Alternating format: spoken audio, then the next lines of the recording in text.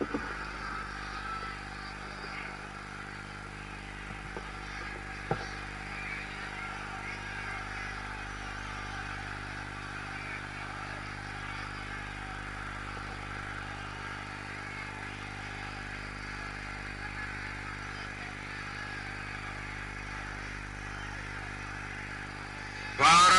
माता के, भारत माता के। मंच पर विराजमान राजस्थान भारतीय जनता पार्टी के अध्यक्ष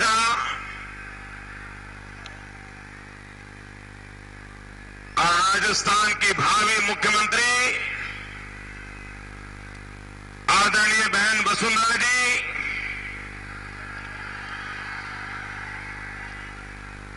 प्रदेश के प्रभारी श्रीमान कप्तान सिंह जी, भारतीय जनता पार्टी के राष्ट्रीय सचिव भूपेंद्र यादव जी, आदरणीय श्री रघुवीर कौशल जी, इस चुनाव में भारतीय जनता पार्टी के प्रत्याशी श्री ओम बिड़ला जी, प्रहलाद गुंजल जी, श्री भवानी सिंह जी, श्री हिरालाल नागर जी, बहन चंद्रकांत मेघवाल, जिला के अध्यक्ष श्याम शर्मा जी, ग्रामीण जिला के अध्यक्ष प्रहलाद पवार जी, मंच पर विराजमान सभी वरिष्ठ महानुभाव और विशाल संख्या में पधारे हुए कोटा के प्यारे भाई और बहनों,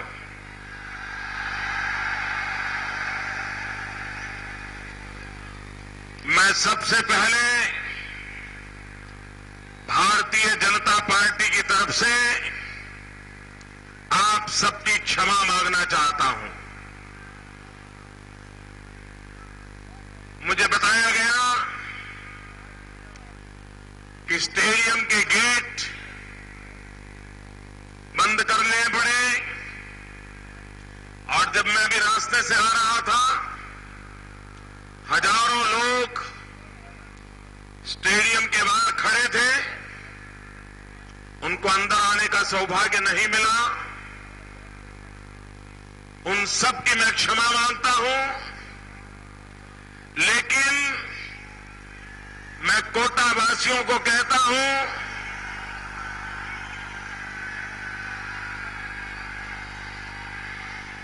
मैं कोटा वासियों को कहता हूं, स्टेडियम में जगह हो या न हो, मेरे दिल में आपके लिए भरपूर जगह है।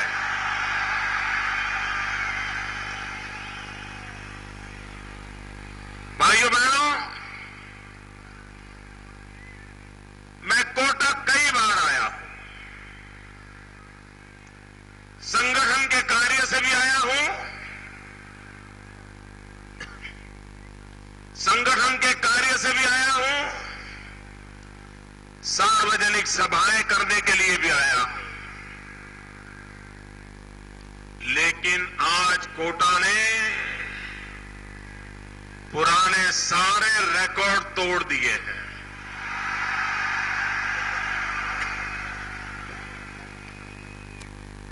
और मुझे नहीं लगता है कि निकट भविष्य में आपका ये रिकॉर्ड कोई तोड़ पाएगा।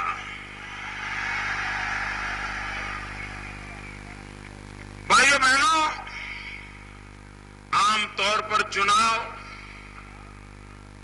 उम्मीदवार लड़ते हैं, राजनीतिक दल लड़ते हैं, लेकिन मैं पहली बार ऐसा चुनाव देख रहा हूं, जो चुनाव सिर्फ विधायक नहीं लड़ रहे हैं, राजनीतिक दल नहीं लड़ रहे हैं, ये चुनाव जनता जनार्दन लड़ रही है राजस्थान।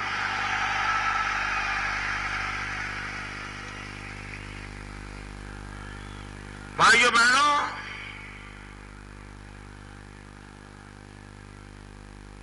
इमरजेंसी के बाद 1977 में देश के नेता जेल में थे, मीडिया पर ताले लगे थे। इंदिरा जी ने पूरे देश को जेल खाना बना दिया था और उस समय चुनाव हुआ था। वो समय मुझे याद है। वो चुनाव नेता और दलों ने नहीं लड़ा था, वह चुनाव देश की जनता ने लड़ा था और कांग्रेस को उत्तर भारत में साफ कर दिया था। एक व्यक्ति चुन करके नहीं आया था, एक व्यक्ति नहीं। भाइयों बहनों, मैं छत्तीसगढ़ गया, मध्य प्रदेश गया, दिल्ली गया, राजस्थान में दौरा कर रहा हूं। मैंने ऐसी आंधी देखी है, ऐसा जनसैलाब देखा है, अब कांग्रेस का बचना मुश्किल है।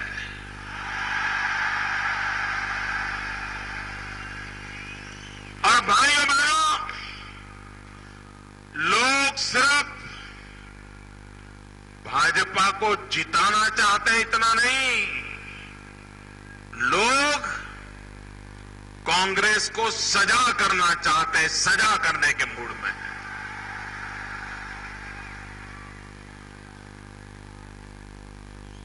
यहां नौजवानों से मैं पूछना चाहता हूं, जवाब देंगे? पूरी ताकत से देंगे? दिल्ली तक सुनाई दे ऐसे देंगे?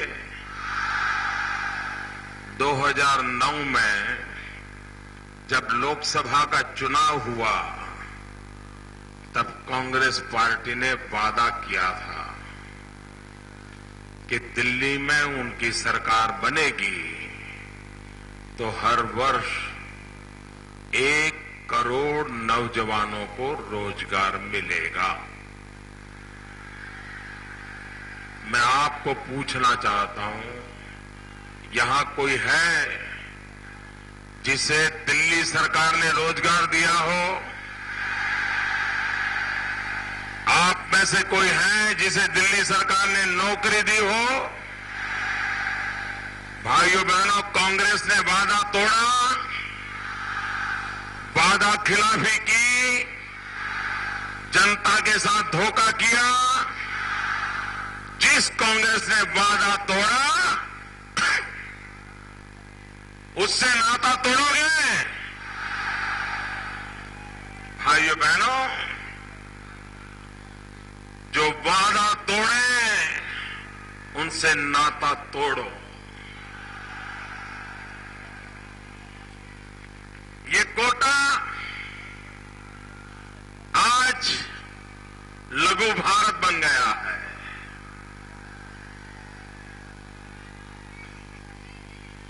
एक प्रकार से कोटा कश्मीर से कन्याकुमारी, अटक से कटक तक कोटा में आकर के बस रहा है। इन दिनों कोटा का मिजाज जानने से हिंदुस्तान का मिजाज पता चल जाता है।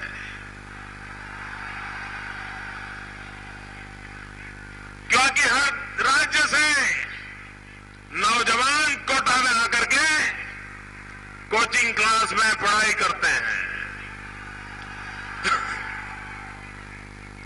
भाइयों बहनों, शिक्षा की स्थिति कैसी होनी चाहिए? कुछ लोग, हमारे कांग्रेस के मित्र, कुछ कांग्रेस की मदद करने वाले पंडित, लिखने पढ़ने वाले लोग, वो बार बार सवाल उठाते हैं, क्या गुजरात का मॉडल गुजरात के बाहर चलेगा क्या? ये मॉडल नहीं। वे कहते हैं गुजरात का मॉडल गुजरात के बाहर चलेगा कि नहीं। मैं आपको एक उदाहरण देता हूं। राजस्थान में इंजीनियरिंग की सरकारी 10 कॉलेज है। गुजरात में सरकारी इंजीनियरिंग की कॉलेज 19 है। बोलो, फर्क किया जा सकता है नहीं किया जा सकता? 10 की 20 की कर सकते हैं कि नहीं कर सकते? जरा जवाब दो ना। मॉडल चल सकता है। अब दूसरी मजेदार बात सुना दूं। राजस्थान में इंजीनियरिंग कॉलेज की फी 45,000 रुपया है।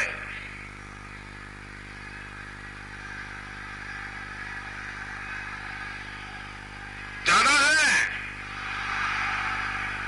मेरी जानकारी थोड़ी पुरानी है। राजस्थान की मेरी जानकारी पुरानी होगी। सरकारी इंजीनियरिंग कॉलेज की फी 45,000 रुपया है। भाइयों बहनों,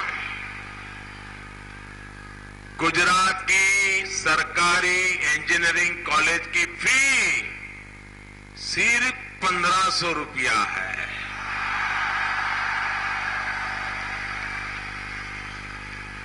कहिए दोस्तों, ये मॉडल चल सकता है कि नहीं चल सकता है? ये मॉडल चलना चाहिए कि नहीं चलना चाहिए? कुछ लोगों को लगता है कि उन्हीं की चलेगी। भाइयों बहनों, इन्हें पता नहीं है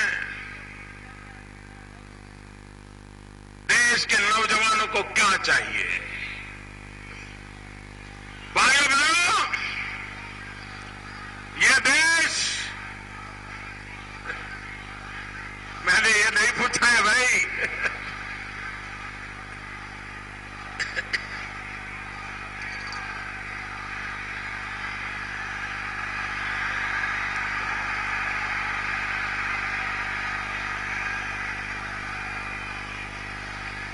यह देश 65% जनसंख्या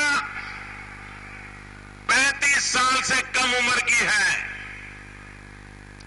हिंदुस्तान दुनिया का नौजवान देश है। अगर ये दुनिया का सबसे नौजवान देश हो, 65% संख्या 35 से कम उम्र की हो, इन नौजवानों के पास दो मजबूत भुजाएं हैं,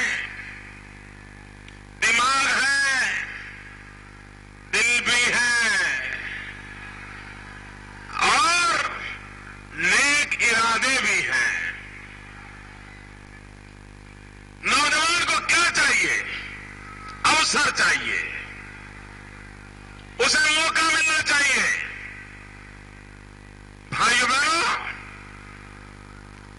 अगर नौजवानों का स्किल डेवलपमेंट होता है, हुनर सिखाया जाता है, तो भारत विश्व की एक बहुत बड़ी शक्ति बन सकता है। आज पूरे दुनिया में लाखों टीचर्स की जरूरत है। आज पूरी दुनिया को लाखों नर्सिस की जरूरत है। आज दुनिया को लाखों सॉफ्टवेयर इंजीनियरों की जरूरत है। आज दुनिया को क्राफ्टमैन चाहिए, प्लम्बर चाहिए, टर्नर चाहिए, फिटर चाहिए।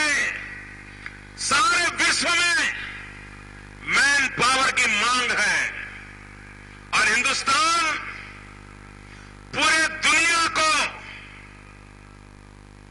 स्किल मैन पावर दे सकता है। दुनिया के हर देश में हिंदुस्तान हिंदुस्तान का नौजवान अपना लोहा मनवा सकता है। और इसके लिए सरकार का काम होता है स्किल डेवलपमेंट पे बल देना। आपको पता है देश का क्या हाल है। आप ओबामा का भाषण सुनोगे तो वो भी स्किल डेवलपमेंट की बात करते हैं। आप कनाडा के प्रधानमंत्री को सुनोगे वो भी स्किल डेवलपमेंट की बात करते हैं। आप इंग्लैंड, यूके, कनाडा हो, ऑस्ट्रेलिया हो, किसी भी देश के, सब देशों में स्किल डेवलपमेंट आज प्रमुख विषय है। नौजवानों को हुनर सिखाना। भाइयों बहनों, भारत का क्या हाल है मालूम है? इतना बड़ा देश और भारत की दिल्ली की सरकार ने स्किल डेवलपमेंट का बजट बनाया 1000 करोड़ रुपया। गुजरात इतना छोटा सा राज्य, इतना छोटा सा, एक कोने में पड़ा है। गुजरात का स्किल डेवलपमेंट का बजट है 800 करोड़ रुपया। कहां गुजरात, कहां बड़ा हिंदुस्तान? क्यों? उनकी प्रायोरिटी नहीं है। उनको समझ नहीं आता है कि इसकी जरूरत है। भाइयों बहनों,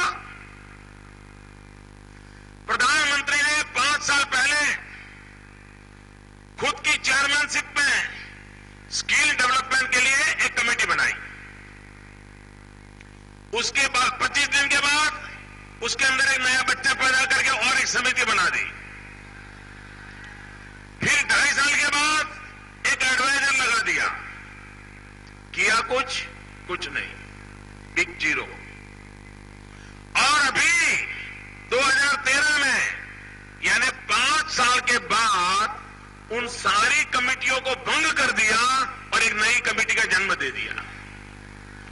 इन्होंने एक ही स्किल डेवलप किया, कमेटियां बनाना तोड़ना, बनाना तोड़ना, यही स्किल किया उन्होंने। भाइयों बहनों, अगर देश के नौजवानों के भविष्य के साथ उनका नाता नहीं है तो भाइयों बहनों, देश का भाग्य कहां से बदलेगा? आप मुझे कहिए भैया, पिछले चुनाव में लोकसभा में कांग्रेस पार्टी ने कहा था कि 100 दिन में महंगाई कम करेंगे। जरा मेरे साथ बात करिए आप लोग। कांग्रेस ने 100 दिन में महंगाई कम करने का वादा किया था। महंगाई कम हुई, महंगाई गई, महंगाई बढ़ी। ये वादा खिलाफी की कि नहीं की? और हम बता रहे, ये महंगाई का मुंह बोलने के लिए तैयार नहीं है। आप मुझे कहिए, चुनाव के अंदर चाहे राजस्थान की सरकार हो या दिल्ली की सरकार हो, उसने अपने काम का हिसाब देना चाहिए कि नहीं देना चाहिए? काम का जवाब देना चाहिए कि नहीं देना चाहिए? पल पल का हिसाब देना चाहिए कि नहीं? पाई पाई का हिसाब देना चाहिए कि नहीं? ये देने को तैयार ही नहीं है। इनका अहंकार 7वें आसमान पर है।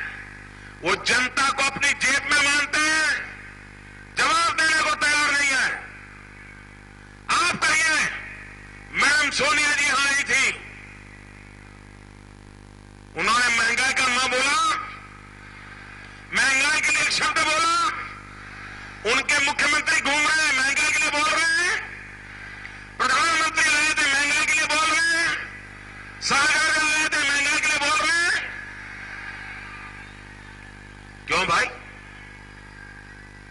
गरीब के घर में चूल्हा नहीं जल रहा है, बच्चा रात रात रोता है, मां आंसू पी के सोती है।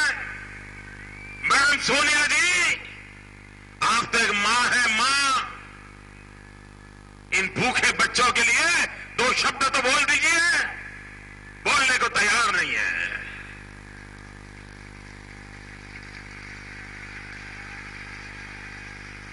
और ऊपर से मजाक उड़ाते हैं, गरीब का मजाक उड़ाते हैं। शहजादे ने कहा,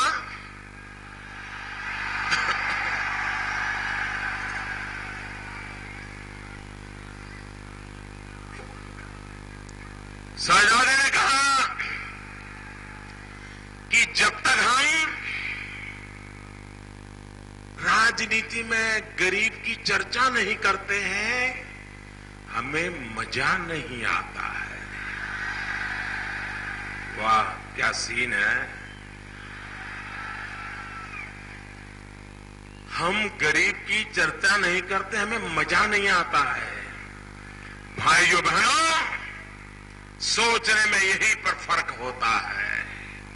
उन्हें गरीब की चर्चा करते हैं तो मजा आता है, हमें गरीब की दशा देख करके बेचैनी होती है, पीड़ा होती है, दर्द होता है।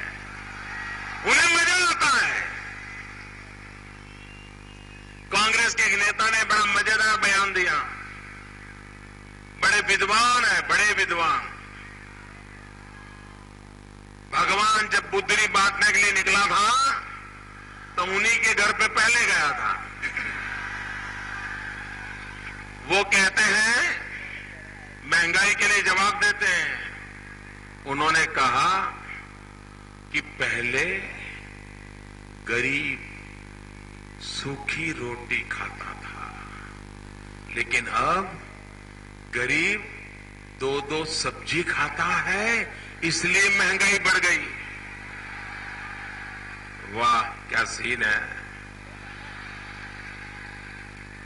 आप मुझे बताइए, क्या गरीब सब्जी खाने का अधिकारी नहीं है? क्या गरीब को सब्जी खाने से भी कांग्रेस को पीड़ा होती है? क्या भाषण करते, क्या बोलते हैं आप लोग?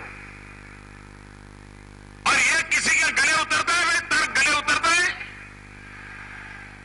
क्या महंगाई का कारण गरीब है? ये महंगाई गरीब के कारण पर आई है? अरे महंगाई इसलिए आई है कि दिल्ली में बैठी हुई सरकार की मानसिकता में गरीबाई पड़ी है। न वो सोच सकते हैं, न वो कुछ कर सकते हैं, और इसी का एक परिणाम है। भाइयों बहनों, ये कांग्रेस पार्टी अपना नाम भी बदलती है, निशान भी बदलती है, नीतियां भी बदलती है।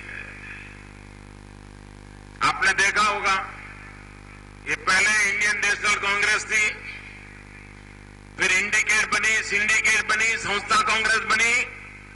आज भी पता नहीं ढेर सारी कांग्रेसें हैं देश में। समय समय आने पर जनता को मूर्ख बनाने के लिए वो अपने नाम बदलते रहते हैं। कांग्रेस आई, ये आई का मतलब क्या है भाई? ये कांग्रेस आई का मतलब क्या है? इटली।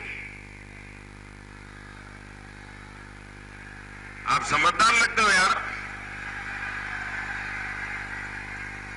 भाइयों बहनों,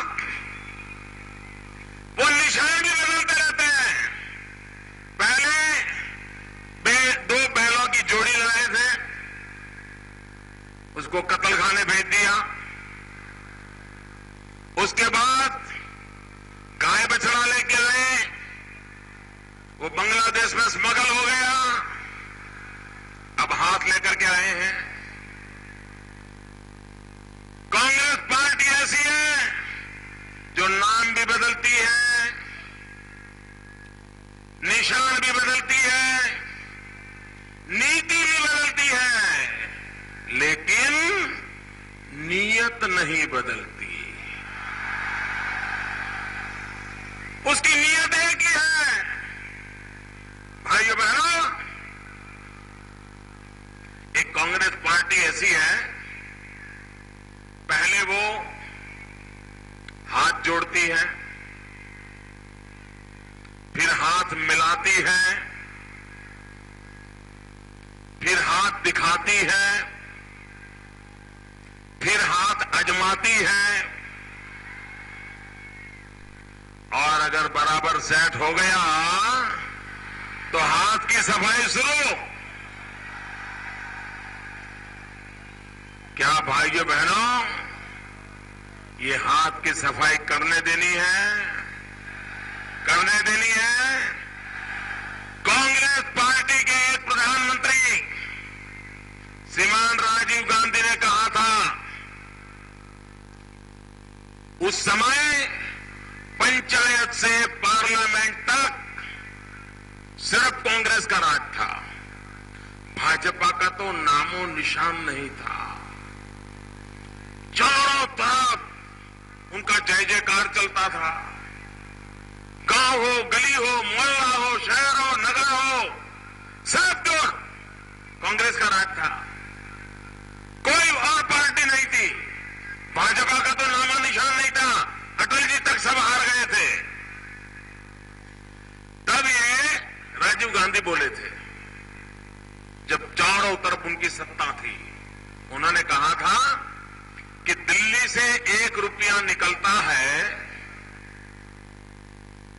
तो गांव में जाते जाते 15 पैसा हो जाता है।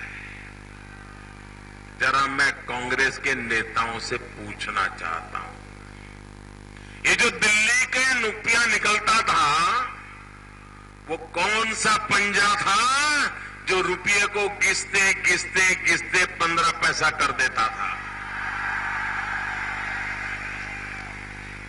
भाइयों बहनों, करप्शन एक कांग्रेस का डीएनए है।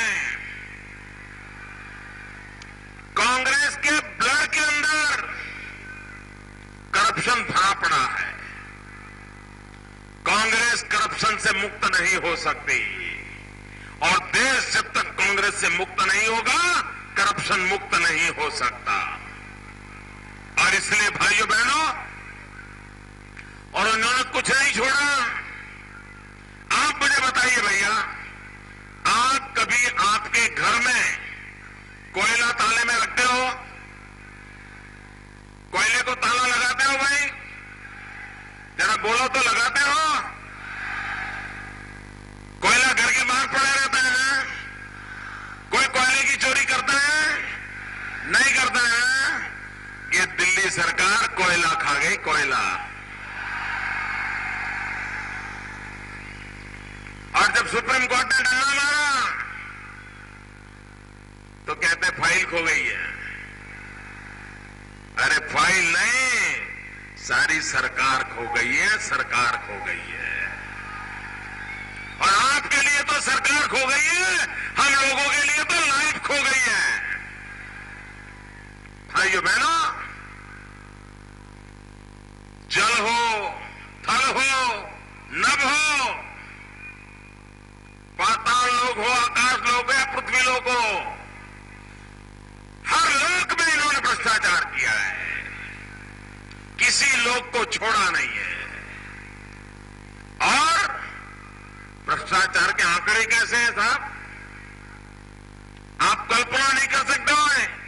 एक एक भ्रष्टाचार, कोई 1,76,000 करोड़, कोई 1,80,000 करोड़, कोई इतना लाख करोड़, यही है ना?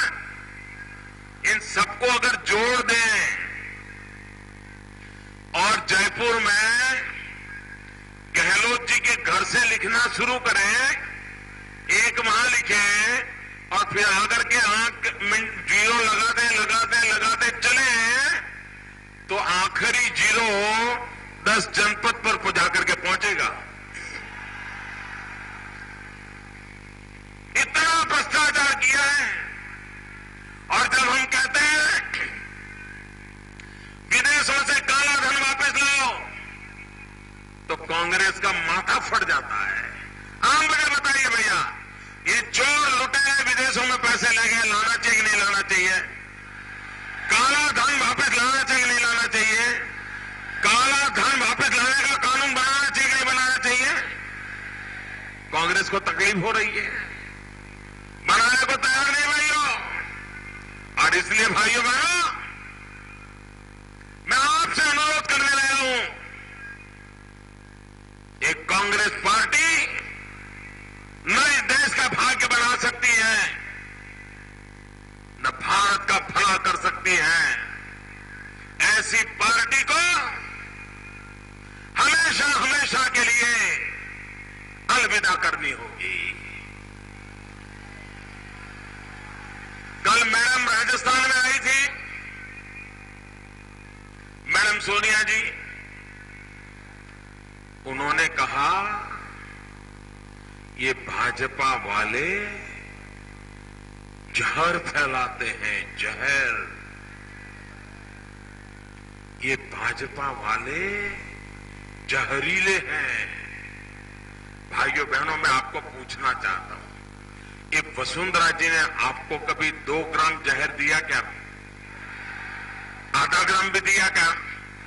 जरा बोलो तो दिया क्या? ये ओम बिड़ला ने दिया क्या? ये हमारे भवानी सिंह ने दिया क्या? 2 ग्राम भी जहर किसी को दिया है क्या? बताइए। मैडम बोल रही है भाजपा वाले जहर बांट रहे हैं। मुझे समझ नहीं आता है राजस्थान में हुआ क्या है। ये मैडम जब जब राजस्थान आती है उनको जहर याद आता है। आपको मालूम होगा 6 महीने पहले जयपुर में कांग्रेस के युवराज का राज तिलक का कार्यक्रम था, पता है ना? शहजादे को राज्यारोहण का यहां कार्यक्रम जयपुर में हुआ था। भाइयों बहनों, शहजादे ने जो भाषण किया था जयपुर में, वो आपको याद होगा। उन्होंने कहा, मैं सवेरे बहुत जल्दी उठ करके मां के कमरे में गया, मम्मी को मिलने गया। मम्मी रो रही थी और मम्मी ने कहा, बेटा सत्ता जहर होती है।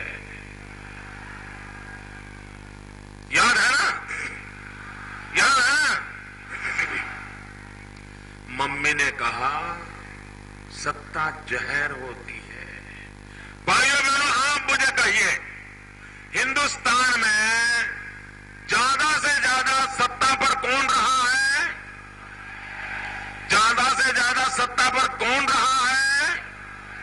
ज्यादा से ज्यादा सत्ता पर कौन रहा है? सत्ता जहर होती है। ये जहर ज्यादा से ज्यादा किसने चखा है? ये जहर ज्यादा से ज्यादा किसने चखा है? ये जहर ज्यादा से ज्यादा किसने चखा है? किसके पेट में ज्यादा जहर है? किसके पेट में ज्यादा जहर है? वो जहर कौन उगलता है? वो कौन जहर उगलता है? बोलो, गाली हमको देते हैं।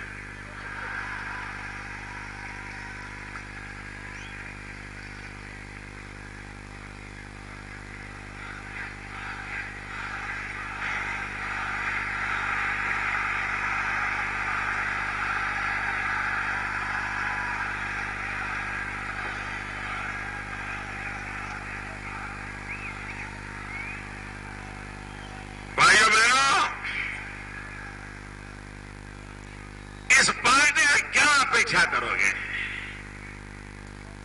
हिंदुस्तान के ये लोग जो चुनाव आता है तब गरीब के गीत गाते हैं, वोट बैंक की राजनीति करते हैं, जातिवाद का जहर घोलते हैं, संप्रदायवाद की लड़ाई लड़ाते हैं, भाई से भाई को अलग करते हैं।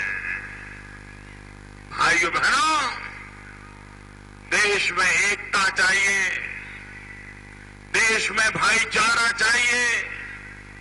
हम लोग मिलजुल करके काम करेंगे तभी देश आगे बढ़ने वाला है। तोड़ने वाले देश को आगे बढ़ा नहीं सकते हैं।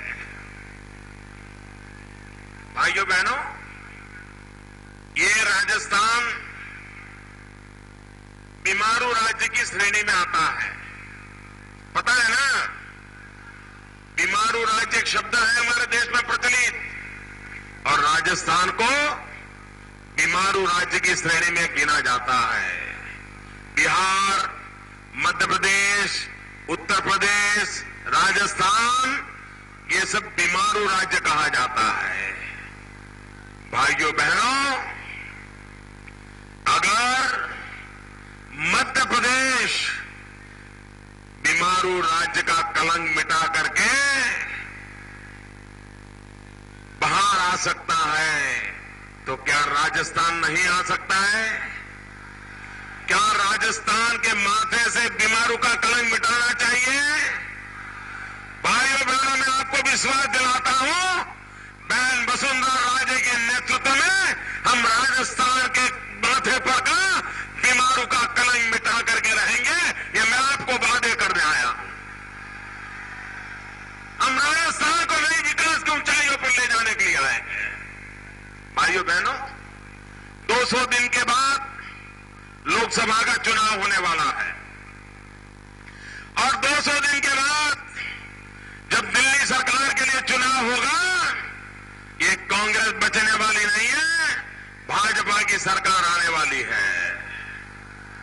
अब भाइयों बहनों, आप तय करिए, राजस्थान में वसुंधरा जी की सरकार हो, दिल्ली में भाजपा की सरकार हो, आपके तो दोनों हाथ में लड्डू हो जाएंगे। राजस्थान तेज गति से विकास करेगा, यहां के नौजवानों की आशा आकांक्षाओं को पूर्ण करेगा। भाइयों बहनों, 1 तारीख को मतदान करना है, कमल के निशान पर बटन दबाना है। मेरे साथ एक नारा बोलोगे? जरा जोर से बोलो, नारा बोलोगे? मैं कहूंगा पहले मतदान, आप बोलिए फिर जलपान। बोलेंगे? पहले मतदान, पहले मतदान, पहले मतदान, पहले मतदान। भारत माता की, भारत माता की। बहुत बहुत धन्यवाद भाइयों।